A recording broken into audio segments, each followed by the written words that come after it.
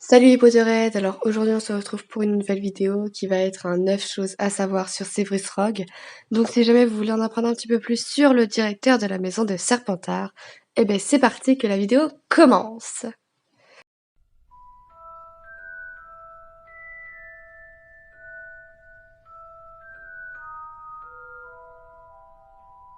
Numéro 1. Severus Rogue a été interprété par Alan Rickman et doublé par Claude Giraud.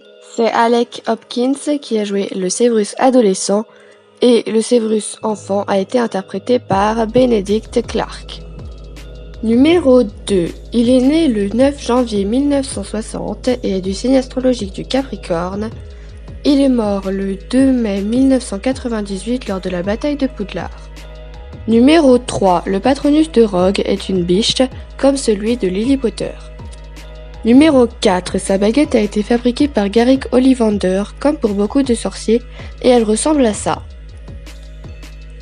Numéro 5. Severus Rogue est entré en tant qu'élève à Poudlard en 1971 dans la maison de Serpentard, qui est à l'époque dirigée par le professeur de potions Horace Slughorn. Numéro 6. Rogue devient professeur de potions après que Dumbledore a prouvé sa loyauté au ministère de la magie en prétextant que Severus espionnait Voldemort selon sa volonté et que de ce fait, il prenait de gros risques pour sa vie. Durant sa carrière, Severus fait preuve d'un favoritisme envers les élèves de sa maison. Numéro 7. Faisons maintenant un petit point étymologie. En anglais, son nom est Severus Snape, soit les mêmes initiales que celles de Salazar Serpentard. Severus signifie sévère en latin et c'est également la racine du verbe to sever, qui signifie couper ou rompre. De même, son nom Snape se rapproche du verbe to snap, qui a bon nombre de significations telles que se casser net, claquer, se moquer, mordre ou encore ronchonner. Il se rapproche également du verbe to snipe, qui signifie critiquer quelqu'un par en dessous ou sournoisement, et du nom snake, qui signifie serpent. Ces significations correspondent à son caractère toujours prompt au sarcasme et aux moqueries. Mais la véritable origine du nom Snape est simplement le nom d'un village anglais du Norfolk.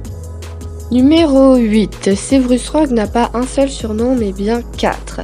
Il s'est lui-même surnommé le prince de sang mêlé, les maraudeurs le surnomment Servilus et Servilo, et Lily Potter le surnommait autrefois Sève. Numéro 9. C'est parti pour quelques anecdotes. Anecdote numéro 1. J.K. Rowling a avoué s'être vaguement inspirée d'un professeur de physique-chimie qu'elle avait étant adolescente. Anecdote numéro 2. J.K. Rowling le considère comme un anti-héros car, bien qu'il soit courageux, il méprise plusieurs de ses élèves comme Harry Potter et Neville Londubat. Anecdote numéro 3. Il est le seul avec Draco Malfoy et Minerva McGonagall à ne pas appeler Harry par son prénom. C'est soit Harry Potter, soit Monsieur Potter, ou encore plus simplement Potter.